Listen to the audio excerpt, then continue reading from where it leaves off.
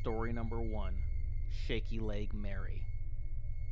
When I was in college, I worked for a local hospital, one of the largest in the North Georgia area outside of Atlanta. I won't name drop because they probably don't want to be mentioned, but this place was huge.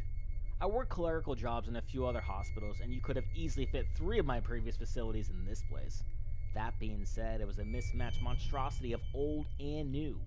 The new medical promenade might have been a modern architectural marvel, but areas like the ER and the admin hallway still looked much as they did in 1972. It's a place at war with itself, constantly changing, but also continually staying the same. That's probably why there are so many ghost stories connected to the place. Working at the front ER desk, I came in for a lot of rumors, especially since I was the night shift. Security has an office in the ER since it's where the biggest train wrecks usually happen. This meant that Carl, the night watchman, would usually wander over to hang out and watch YouTube videos when I'm not checking people in. David, the late shift maintenance guy, and Mark, the 11 to 7 switchboard operator, are also pretty likely to come hang out if the night is slow and they're on break. Between the 3 of them, I've heard all the good stories from after hours. Some of them were kind of funny, like the nurses Carl walked in on screwing during a security check, or the handsome ER surgeon Dr. Logan, who cried to Mark for 3 hours while he was stuck in an elevator that had stopped working. These stories were fun, but they inevitably led to stories about the hospital's haunted areas and the weird occurrences they sometimes witnessed. Some of them were clearly bullshit, like David telling me that his ladder had disappeared from the 4th floor stairwell and appeared on the roof, but some of them were too weird to be pure fabrication. Certain areas of the hospital were definitely more active than others. Places like the South Promenade, where a girl had jumped to her death from the 4th floor railing. David claims to this day that he watched a shadowy figure drop to the tiles a few times, and the look on his face makes me believe that he probably wasn't lying. Then there's the matter of Mark's phantom phone calls every night. Mark claims that he gets at least 4 phone calls from the courtesy phone on the 3rd floor every night between midnight and 4 a.m. The caller never says anything, but Mark was sure he could hear a little whisper under all the static. One night, he had recorded the noises on his cell phone to let his friend listen to, who was into the paranormal. When his friend had processed it through a computer program, the caller had said Jackie and baby and love, but the rest had been gibberish. It happened all the same wee hours of the morning every day, and Mark had even sent Carl up to the phone on a few occasions to check for people playing jokes on him.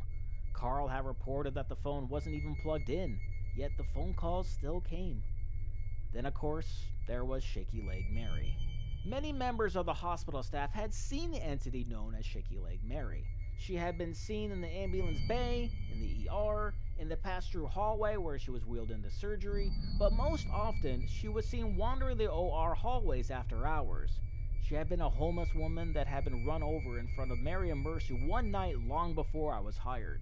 Her skull had been crushed, her lungs mostly collapsed, and her left leg was a tangly mess of bones and flesh. They had rushed her to the ER as quickly as they could, but she died on the table as they tried to operate on her.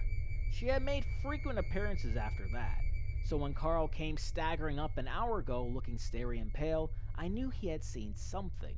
I figured it was another situation with a combative patient, but it turned out to be a little worse than that. "I just saw her," he whispered like he was afraid to say it out loud. I looked up from my YouTube video and clicked pause after I looked at him. "Saw who?" I asked. "Mary," he said. "Shaky Leg Mary. I saw her in the surgical hallway." I told him to tell me the story, and he shakily obliged. Carl had been doing his rounds as he usually did when he saw her. He had come through the surgical center, checking doors and making sure everything was secured. It was 3 a.m., and he was making his way briskly about his appointed route so he could stop by the cafeteria and get a cup of coffee before heading upstairs to continue. All he had to do was cut through the surgical OR hallway, check the operating room doors, and he'd come out next to the cafeteria. He had opened the door, and that's when he had seen her. She had been standing in the hallways, her back to Carl, and he pulled out his flashlight to shine it at her. He was just about to yell at her, tell her this was a restricted area, when he had finally noticed her leg. It was twisted up like a bent signpost, and he watched as it flexed weirdly beneath her. Her hair was dark and oozed with something pink and vicious. Carl swore he could hear her breathing raggedly, her hair hitching and oddly as her deflated lungs tried to pump it, and the bulb popped when he dropped his flashlight. The sound made her turn, and her squished face looked like a ruined jack-o'-lantern as the bulbous eyes stared blindly in his direction. Carl said she hunkered, going to all fours like a dog, and charged him grotesquely. Carl backpedaled, trying to run, but tripped over his feet and fallen onto his rump at the least opportune time. She was gasping and closing in on him, jaws opening weirdly in a mouth that was mostly broken when Carl thought to close the door between the two of them. He kicked out shakily and slammed the heavy door, and it shut just as she was about to jump on him. She hit it like a cannonball, and then screamed like an angry wildcat. As he sprawled there, panting in the lighted hallway, he heard her slamming into the door 6 or 7 times before he found his feet and ran to somewhere he knew there would be people. That's what had brought him to me. Carl later got David to agree to go with him to make sure it hadn't been some homeless person who wandered in and was trashing the place.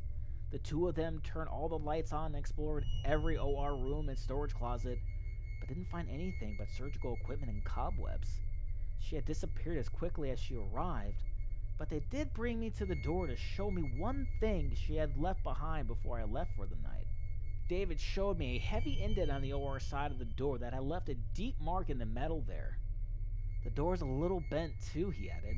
I'm sure I'll have to fix the track on it before the week is out. Though he was emphatic about the fact that he wouldn't fix it after dark. Carl never went into the OR hallway again after hours, and the legend of Shaky Leg Mary continued to grow. Story number 2, The Night Street Porter. The Waterford Grand Hotel had been a stately, opulent place in its heyday. The day before the papers wrote of the sinking of the Titanic, the local gazette had called it a palace of decadence comparable to the crown jewel of the White Star Line. The description proved pathetic, as within the decade, the hotel would sink into financial ruin, shuttered, and discarded. And so it stood for decades, its facade crumbling, an aging memorial to the vitality of a city on the decline. It did serve purposes over the years, a collection point for aluminum during the war, a makeshift hallway house, but it wasn't until last year that developers eyed its potential as a hotel again. The city had rebounded, nurturing the appearance of Starbucks and trendy boutiques. The Waterford, with its central location at the corner of Canal and Knight Street, was poised for a return to greatness.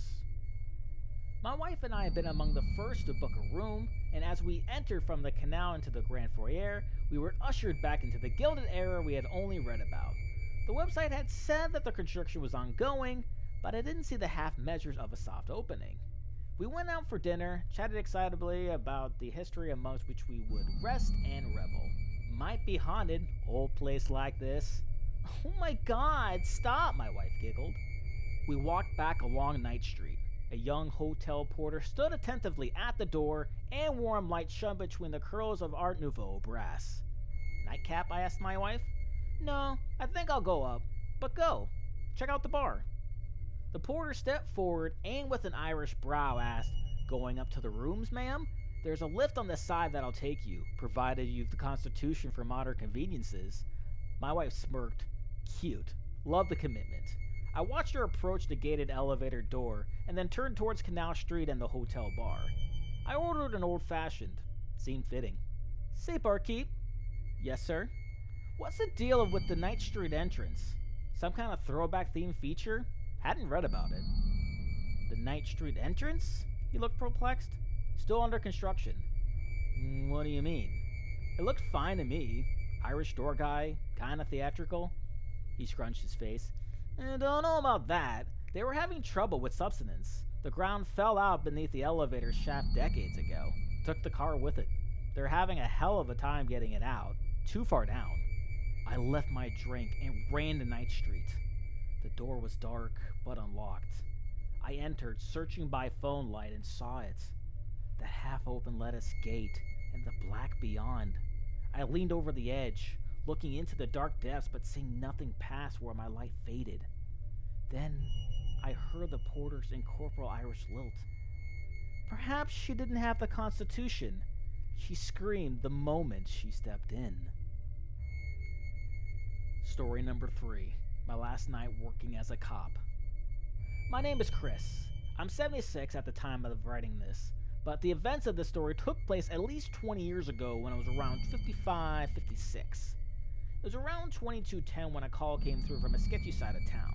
I, being the only cop on duty at the given time, was forced to go out alone. This side of town got at least 15 complaints a day, so to me it was no real surprise I had been sent out here. But the specific house that I had been sent to didn't seem to exist. I drove around aimlessly for about 10 minutes before reaching the conclusion that was most likely a prank call and nothing more. So I radioed dispatch and informed them that the house they'd sent me to didn't exist. I went about my patrol as usual until, yet again, another call from the same non-existent house was sent through, and I, yet again, had to go check to see if everything was okay out there. I drove to the given location only to find nothing. This time I got on my car, flashlight in hand, and walked over to the woods. I scanned the tree line to see if maybe I had missed a hidden path towards a house in the woods. Of course, I didn't see anything beyond the trees. I didn't want to go into the woods alone, so I got back in my car and radioed dispatch. Nothing, I said. Alright. That's when I jumped at the sound of my tire popping. I'd never heard a sound like that coming from my car before in all my years working as a cop. I wasn't about to stick around to find out what would happen next. I started driving as fast as I could down the road. Coarse, ear-piercing sounds of my tires scratching against the concrete was extremely distracting. I didn't want to find out who popped that tire, but that obviously isn't where the story ends. After all, that's not that scary. The very next day after having my back tire replaced, I returned to work only to find another call from the house had come through. This time, I was glad to know I wouldn't be experiencing that again alone. This time, another cop, John I think his name was, would also be coming with me. John was 27 and was relatively new to the job, but still, the kid was smart. That's unfortunately the only thing there is to be said about John. John and I reached the same wooded area. Having John with me had given me the confidence to enter and search those woods. So the two of us, flashlights in hand, entered the woods. We walked deeper and deeper until eventually I had noticed an all too familiar smell. Decay. Now, because we were walking around in the woods beside a road, it could easily have been an animal corpse. But considering what happens next, I don't think that's very likely. John and I did discover something strange in the woods. A small house. We managed to break down the door with little effort. It looked like no one had been in this house for ages, and I automatically assumed that this wasn't the house that the calls had been coming from. But that's when we discovered a mobile phone. Now, we knew someone had been here recently as the phone still had 67% battery life. If that phone had been there for years, it probably wouldn't have turned on at all. We decided to look around the house. I didn't expect to really find anything, but I followed John inside. He scanned the bedrooms and bathrooms, I scanned the kitchen, then John went into the basement alone. 5 minutes later, a horrible smell hit me, followed by John's horrified screaming. I then heard gunshots and then silence. I immediately made my way down the basement stairs and I listened carefully. I cautiously walked down, shining my flashlight into the room. My heart skipped a beat as I stared down at the horrible sight before me. Piles of dead bodies lay on the floor, only hollow, like the organs had all been pulled out, and God knows what happened after that. I then saw the creature dangling from the ceiling. The creature was spider-like in appearance, with 8 skinny long legs. But unlike a spider, this thing had a mouth and teeth. Then I saw what it was holding. John, dangling by his legs as the creature feasted on his guts. Now I understood why he screamed the way he did. Considering he hadn't managed to kill this thing, I wasn't prepared to waste my bullets to try. Instead, I ran as fast as I possibly could out the door, back towards my car, jumped inside and drove away. I felt guilty for leaving John, but John was as good as dead when I got there. I couldn't have saved the kid even if I tried. He'd had bled to death before I would even have managed to get him to a hospital. These events scared me so much, I quit my job the same day. I decided now was a good time to say, I hated being a cop, and I hated basements. I'm sorry, John, that I couldn't save you. I'm sorry that I created the creature that killed you at such a young age. But you got to understand, you died so no one else had to. Your death saved the world. So long as I feed him, he'll stay in the basement.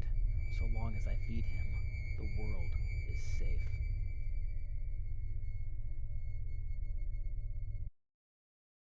Thanks for checking out this video.